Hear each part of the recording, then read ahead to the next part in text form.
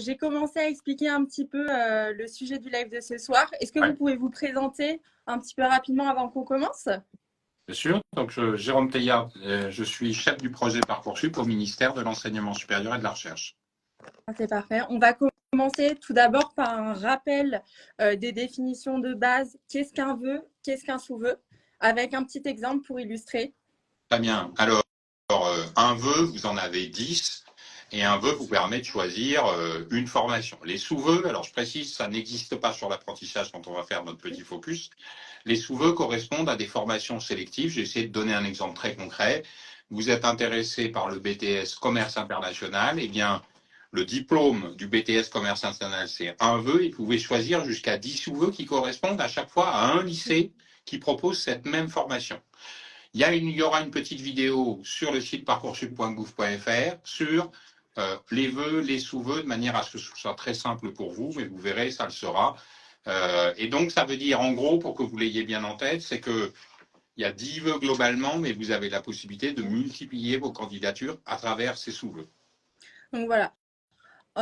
Pour les vœux en initial, sous le statut étudiant, vous avez donc 10 vœux et 20 sous-vœux. Et pour les vœux en apprentissage, vous avez 10 vœux supplémentaires et pas de sous-vœux. Exactement. Fallait... C'est des dossiers différents. Dans votre dossier, il y a deux parties vraiment étanches l'une et l'autre. Les vœux sous les formations sous statut étudiant et puis les vœux en apprentissage. Oui, et vous inquiétez pas si vous avez un petit peu de mal à saisir la nuance entre vœux, sous-vœux, initial ou apprentissage. Vous avez votre tableau de bord quand vous formulez vos vœux, donc vous pouvez voir le décompte, donc il n'y a pas de souci, vous n'allez Voilà. pas vous perdre. Et dans votre dossier, vous avez une petite rubrique pour vous aider dans laquelle vous y allez retrouver toutes les vidéos, toutes les petites fiches pratiques qui peuvent vous aider pour consulter lorsque vous avez une question. N'oubliez jamais aussi, il y a une FAQ sur Parcoursup qui est très très riche, qui vous permet vraiment de tout connaître et dans le détail. Voilà, on a fait un petit tour d'horizon des définitions de base sur les vœux. Et là, on va faire un récap du calendrier qui est aussi un petit peu particulier entre les vœux en initial et les vœux en apprentissage. Donc, vous savez, l'ouverture de Parcoursup pour les inscriptions et la formulation des vœux, c'était le mercredi 15 janvier. Donc là, je vois déjà une petite question du chat sur le code INE. Donc, vous pouvez les retrouver Alors, sur vos bulletins de notes. exactement. Le Si code jamais. INE, vous l'avez sur votre bulletin de relevé de notes. Vous l'avez aussi sur le bulletin de relevé des notes du bac de première. Et puis, si vous ne le trouvez pas, eh bien, pas d'inquiétude. Vous demandez à la scolarité de votre lycée, ils vous le communiqueront. Et pour les étudiants en réorientation, vous pouvez trouver le code directement sur votre carte étudiante aussi. En fait, pour les étudiants en réorientation, donc c'est important, effectivement. Vous rappelez qu'eux, ils ont déjà un compte Parcoursup, donc ils utilisent le compte qu'ils avaient l'an dernier. Ça permettra de récupérer toutes les données qu'ils avaient déjà renseignées l'an passé. Et évidemment, cet INE, ils le connaissent aussi, comme vous l'avez dit. Donc voilà, le début de la phase de formulation des vœux, c'était le 15 janvier jusqu'au 13 mars pour les formations en initiale. La date est un peu différente en alternance, enfin pour les vœux en apprentissage, qui serait un petit peu en décalé. Voilà. Je crois que ce qu'il faut retenir, c'est des règles simples. Première chose, quand vous faites les vœux sous statut étudiant, il y a deux dates à retenir. Un, le 13 mars, 23h59. Jusqu'à cette date, vous pouvez formuler des vœux, changer les vœux que vous avez formulés, mais à compter du 13 mars, 23h59, moi je vais prendre en photographie votre panier de vœux et ils ne peuvent plus changer. Et puis vous avez une deuxième date, c'est le 2 avril. Le 2 avril, c'est de compléter votre dossier et confirmer vos vœux. Donc voilà, deux étapes à retenir. Rassurez-vous, Parcoursup vous écrira, vous rappellera ces dates-là. Suivez aussi les comptes sociaux de Parcoursup, ils vous diront exactement ce que vous avez à faire. Alors, surtout un petit conseil pratique, n'attendez pas la dernière minute, c'est toujours très stressant. Donc voilà, prenez le temps dans les 2 mois que vous avez. Et puis, pour l'apprentissage, vous l'avez dit, eh bien, pour l'apprentissage, une règle toute simple, c'est qu'en fait, vous pouvez formuler des vœux tout au long de la procédure. Donc la date du 13 mars 23h59 en quelque sorte est une première date importante parce que vous réfléchissez en globalement, mais vous pourrez encore faire des vœux en apprentissage après le 13 mars. Je crois que c'est important que vous l'ayez en tête pour ceux qui le souhaitent. Oui, et surtout, n'oubliez pas de confirmer vos vœux pour les vœux en initial le 2 avril, sinon vos candidatures ne seront pas transmises aux établissements. Donc vraiment, n'oubliez pas ça. Ensuite, on a une date importante aussi, le 2 juin. Ça va être les résultats pour les vœux en initial. Mais comment ça se passe pour les vœux en apprentissage, comme les candidatures se font au fil de l'eau? Alors, pour les vœux en apprentissage, en fait, ce qui est important, vous formulez vos vœux, vous confirmez votre vœu. À partir de ce moment-là, les CFA auront accès aux vœux que vous avez formulés. Et puis, il y a 2 cas de figure. Soit il peut y avoir des formations qui ont fait un examen de candidature à partir de votre dossier et puis qui vont, pour certains, soit vous placer en situation de recherche de contrat, soit vous dire, ben non, vous n'êtes pas retenu par cette formation. Et puis d'autres CFA, en fait, considèrent que tous sont potentiellement acceptables dans cette formation. Et vous serez positionné dans votre dossier Parcoursup, c'est accepté sous réserve de contrat. Parce qu'évidemment, ce qui est important sur Parcoursup, c'est de trouver un employeur d'apprenti. Vous pouvez demander à votre CFA et le contacter pour vous accompagner dans cette recherche de contrat et d'un employeur. Mais en quelque sorte, sur Parcoursup, soit vous êtes en formation initiale et c'est la date du 2 juin dans la réponse, mais pour les contrats d'apprentissage, la réponse peut se faire au fil de l'eau. Imaginez que le 12 avril, vous trouvez un employeur, il vous signe un contrat pour la rentrée dans la perspective de la rentrée, eh bien à ce moment-là, vous pourrez saisir le contrat, demander à la formation de saisir le contrat dans Parcoursup et vous recevrez une proposition, même si on est avant le 2 juin.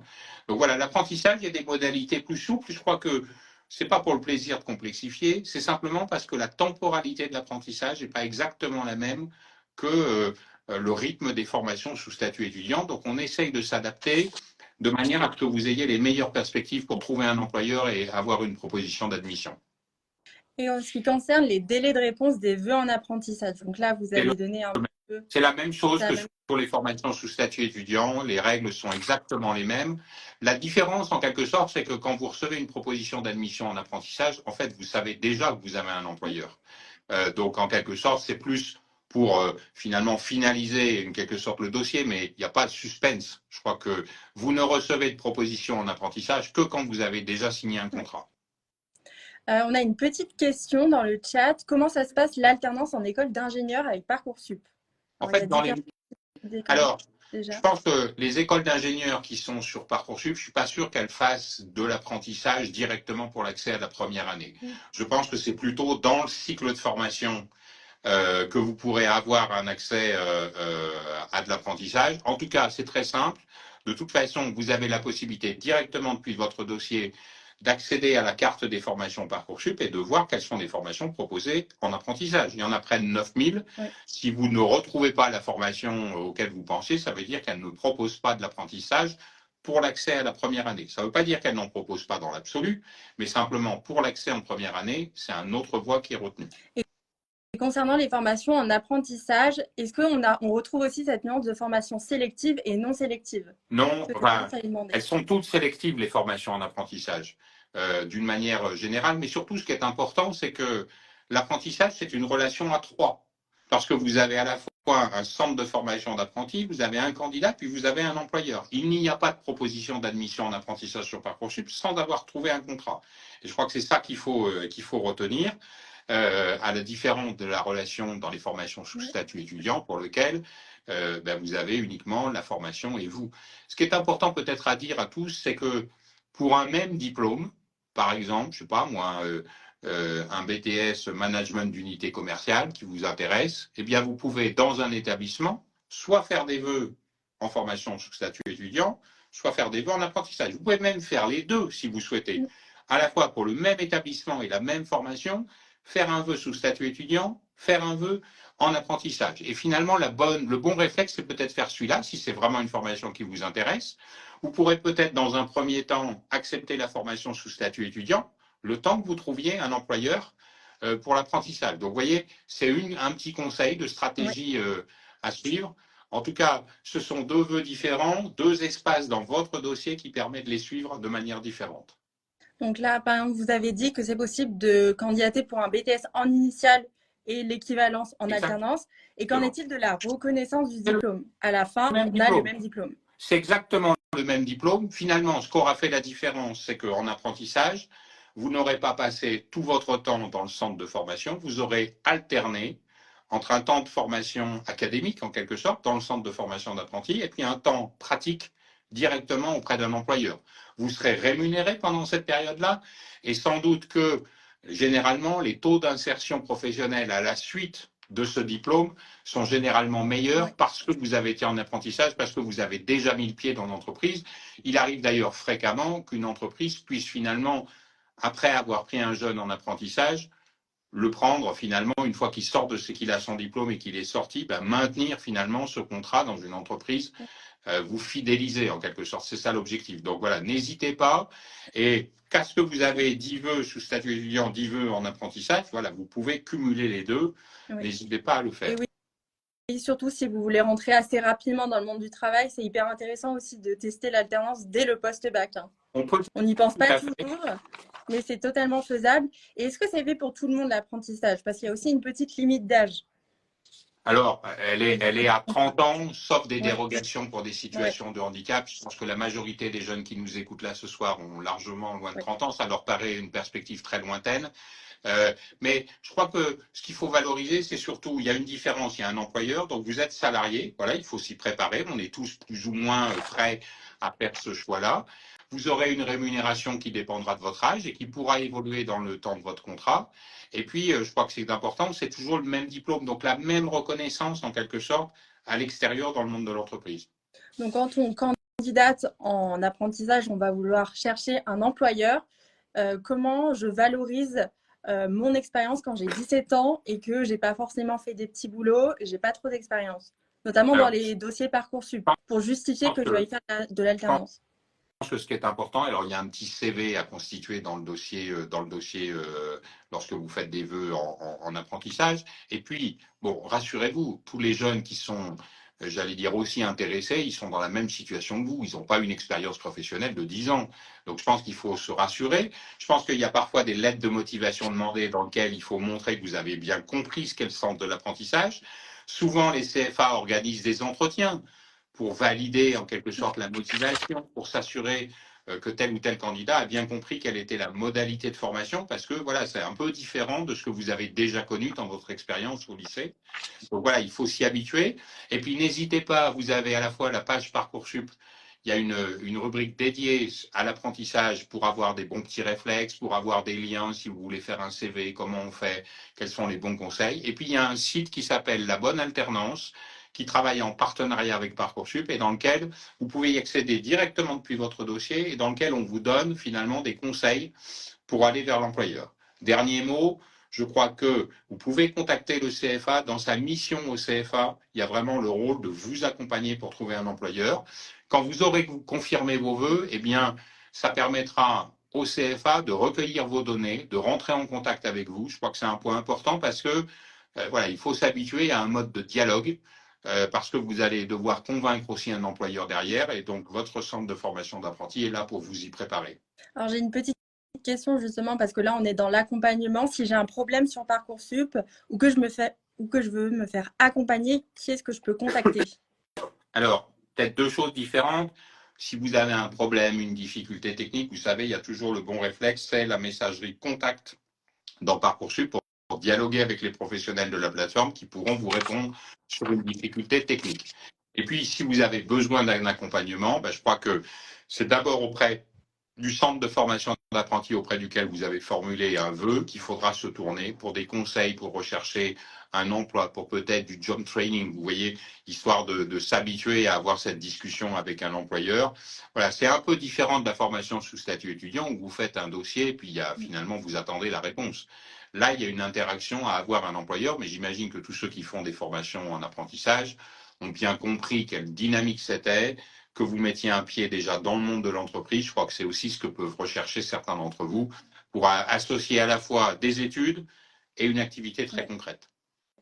Et j'aimerais qu'on refasse un petit rappel sur la manière dont les formations répondent aux candidats. Parce que ce n'est pas parce qu'on candidate dès le 15 janvier qu'on va recevoir, enfin, ce n'est pas parce qu'on candidate tôt que notre dossier va être évalué plus tôt. Non, voilà, je crois qu'il faut vraiment avoir en tête que il y a le temps de la formulation des vœux. Vous savez, pour les formations sous statut étudiant, nous, on va regarder uniquement votre panier au moment du 13 mars, 23h59, et les formations ne recevront les dossiers que à compter du 8 avril pour les formations initiales. Pour l'apprentissage c'est un petit peu différent. Vous pouvez déjà formuler des vœux. Et puis, à partir du 14 mars, eh bien, dès lors que vous aurez confirmé les vœux, les CFA auront accès à vos coordonnées. Vous pourrez rentrer en contact avec eux. Et je crois que c'est un temps de dialogue et d'échange qui est important pour se préparer à trouver un employeur. Oui. Donc voilà, prenez votre temps pour formuler vos vœux, être bien sûr, pour compléter votre dossier aussi, c'est important. Et par contre, pour la recherche d'entreprise, maîtrisez-vous tôt.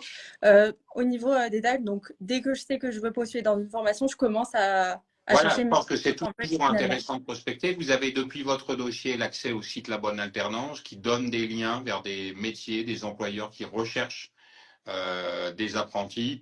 Voilà, prenez le temps aussi de la réflexion sur les vœux, c'est-à-dire quand vous faites le choix d'un CFA, est-ce qu'il y a eu un choix de proximité, est-ce qu'il y a un choix de domaine, par exemple, qui vous intéresse. Voilà, prenez le temps aussi de cette réflexion. N'hésitez jamais à prendre contact avec les référents, c'est-à-dire les responsables de ces formations, parce que au-delà des informations que vous voyez sur Parcoursup, ce qui est toujours important, c'est d'avoir un dialogue humain, parce que c'est là où on comprend exactement comment ça fonctionne, qu'on puisse vous expliquer les règles de l'apprentissage. Souvent, ces centres de formation organisent des journées portes ouvertes aussi pour aider chacun des lycéens à bien comprendre dans quel type de formation il va rentrer, à bien comprendre les modalités qui vont être de la formation, parce qu'ils n'ont jamais souvent connu auparavant cette alternance entre activités de formation et activités directes dans l'emploi. Donc, je crois que voilà, c'est une expérience nouvelle, épanouissante. Donc, mais renseignez-vous bien pour savoir si ça vous correspond. C'est important de le savoir aussi. Est-ce qu'il existe des aides à l'embauche en 2025 qui sont poursuivies? Alors, il y a des aides à l'embauche organisées par le ministère du Travail pour soutenir ceux qui choisissent l'apprentissage et ceux qui embauchent des apprentis. Le site l'alternance sur le site du ministère du Travail vous renseigne précisément sur ces aides. Et puis, il y a aussi une rémunération. Vous pouvez trouver pareillement sur le site de l'alternance du ministère du Travail des informations sur quel niveau de rémunération, à partir de quel diplôme et en fonction de quel âge, puisque ce sont des variables qui sont prises en compte pour déterminer la rémunération de l'apprenti. D'accord, très bien. On a quelques questions, mais je pense que ça va être assez rapide. Est-ce que les vœux en apprentissage, je peux faire un master? Alors, Parcoursup, c'est pour de la formation post-bac.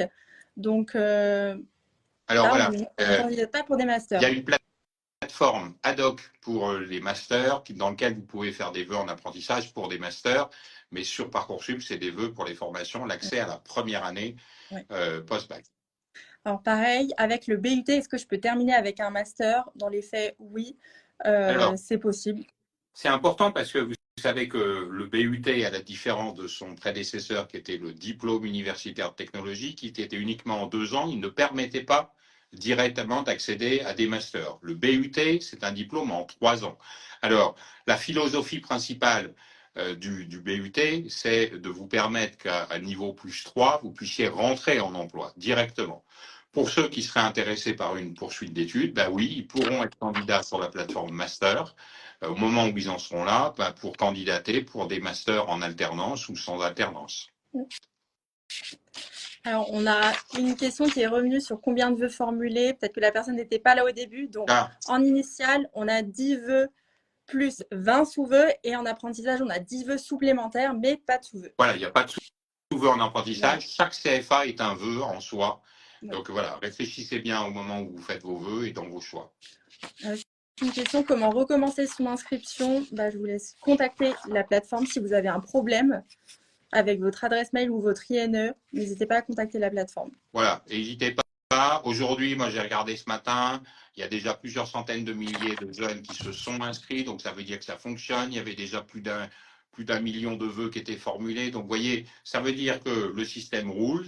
Si vous avez la moindre difficulté, que ce soit au stade de l'inscription, votre lycée a tous les éléments pour vous apporter une solution. Et puis, quand vous avez une difficulté, vous ne retrouvez pas l'INE, voilà, pareil, réflexe du lycée, vous pouvez aussi contacter la messagerie contact sur Parcoursup directement pour qu'on vous accompagne. Voilà, je crois que c'est le bon moment pour s'inscrire maintenant. Comme ça vous laisse le temps de découvrir la plateforme, de découvrir les petites vidéos. On aura une vidéo sur l'apprentissage dédiée qu'on mettra en ligne très vite, sans doute demain ou après-demain. On en fera de la communication via les réseaux sociaux Parcoursup, je crois que c'est important.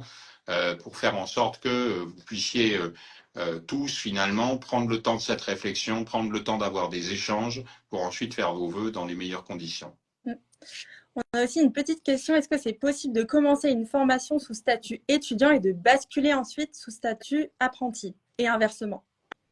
Alors, oui, alors dans ce sens, on peut déjà, je vais revenir peut-être même en arrière, c'est-à-dire qu'on peut tout à fait faire des vœux sur statut étudiant et des vœux en apprentissage. Être d'abord admis dans un vœu sur formation sous statut étudiant et ensuite, au moment où vous trouvez un employeur, eh bien, faire en sorte que vous receviez une proposition en apprentissage. Il peut arriver que quand vous êtes pris dans une formation sous statut étudiant, vous n'avez toujours pas trouvé un employeur, donc vous avez toujours un vœu en attente en quelque sorte, et puis, je sais pas, moi, un mois après la formation, vous avez trouvé un employeur. Peut-être que dans ce même établissement, eh bien, on pourra vous proposer une place en apprentissage sur la forme, puisque vous avez trouvé un employeur. Deuxième question, la bascule. En fait, la bascule, elle intervient plus souvent dans deux conditions. La première, c'est qu'il y a une rupture du contrat d'apprentissage. Il y a une période d'essai, en quelque sorte, qui fait 2 mois. Et là, faut essayer de trouver une formation sous statut étudiant. C'est pas complètement évident, évidemment, parce que si vous avez déjà commencé, qu'on est à la rentrée, qu'on est un peu plus tard, mais voilà, ça peut arriver dans ce sens-là. Et puis, il peut y avoir des situations dans lesquelles vous avez commencé une formation sous statut d'apprenti, mais sans trouver d'employeur. Donc ça, moi, vraiment, je recommande, et c'est pour ça qu'on encourage vraiment à trouver un employeur le plus tôt possible pour que quand vous rentrez en formation d'apprentissage, vous avez un employeur pour ne pas avoir à changer de modalité de formation en cours d'année. Alors, on a une autre petite question sur le BUT. Est-ce que c'est une formation qui est proposée en apprentissage? Ça, on peut le découvrir sur toutes les fiches formation finalement. Toutes les infos, elles sont dessus. Exactement. C'est la meilleure. Vous avez même sur le moteur de recherche, vous pouvez mettre un filtre pour ne voir que les formations en apprentissage. Alors, autant je peux vous dire qu'il y a vraiment beaucoup de formations de BTS qui proposent de l'apprentissage. Parfois, sur les BUT, il y en a moins, mais pour que vous le compreniez bien, c'est parce que les IUT préfèrent que les jeunes qui prennent en première année fassent une première année sous statut étudiant. Et c'est une fois qu'on est rentré dans le BUT qu'ils proposent des cycles dans lesquels la deuxième ou la troisième année se fera par la modalité de l'apprentissage. Donc, ce n'est pas forcément visible sur Parcoursup, mais ça ne veut pas dire que dans le cycle de formation du BUT, vous ne pourrez pas accéder à de l'apprentissage. D'accord. Est-ce que vous auriez des petits conseils pour choisir son orientation ou sa voie quand on ne sait pas trop ce qu'on veut faire? Alors, ce n'est pas une maladie de ne pas savoir ce qu'on veut faire. Je pense qu'il faut se rassurer de ce point de vue-là. Il y a plusieurs. Moi-même, je ne savais pas ce que je voulais faire quand j'étais en terminale. Voilà, donc voilà, chacun trouve sa temporalité, son temps pour choisir. Il faut se rassurer par rapport à ça. Mes deux conseils, c'est d'abord de bien explorer le site Parcoursup. Il vous permet de trouver, y compris des formations similaires. Vous savez, parfois on connaît que quelques formations. Je pense que c'est important d'aller regarder, profiter de cette plateforme qui vous donne accès à tout pour découvrir des formations que vous ne connaissiez pas. Je crois que ça, c'est important. La deuxième chose, c'est quand vous avez repéré quelques formations qui vous intéressent, c'est vraiment d'essayer d'avoir des échanges. Vous avez la possibilité de voir les dates des journées portes ouvertes, de manière à finalement toujours avoir un échange humain pour essayer de digérer l'information que vous avez vue, de mieux la comprendre. N'hésitez pas à avoir aussi des contacts avec votre professeur principal, il vous connaît aussi, de manière à challenger un petit peu vos choix, vos esquisses de choix avec lui. Mais voilà, découvrez, prenez le temps de la découverte, prenez le temps de vérifier ce que vous avez compris en dialoguant. Et souvent, dans les journées portes ouvertes, vous savez, vous pouvez dialoguer aussi avec des étudiants. Et leur parole est importante parce qu'ils ont fait le même parcours finalement que celui que vous voulez faire. Ils pourront vous donner leur expérience à la fois comme étudiants, puis leur expérience humaine. Oui. Comment ils se sont préparés, c'est quoi la vie étudiante, qu'est-ce que ça veut dire être plus autonome dans son travail. Voilà, c'est un changement de vie. Alors, il est un peu angoissant, mais vous verrez, c'est épanouissant une fois que vous serez étudiant et ça se passera très bien. Oui. Et puis, il y a des nouvelles fonctionnalités cette année sur Parcoursup, notamment le simulateur qui peut nous aider à évaluer un petit peu nos chances par rapport aux candidats des précédentes années. Est-ce que vous pouvez nous en dire quelques mots? Bien sûr, je crois que ce qu'on a essayé, c'est d'écouter les lycéens qui nous disaient, moi, ce que je voudrais avoir comme information, c'est plus d'informations sur quel type de parcours pour aller dans tel ou tel type de formation. C'est exactement ce qu'on a essayé de construire cette année, avec un dispositif qui vous permet de renseigner finalement votre profil. Vous avez pris telle spécialité professionnelle, vous avez pris telle série de bacs technologiques, vous avez telle doublette d'enseignement de spécialité quand vous êtes un bachelier général en terminale, et puis de renseigner un niveau de moyenne générale.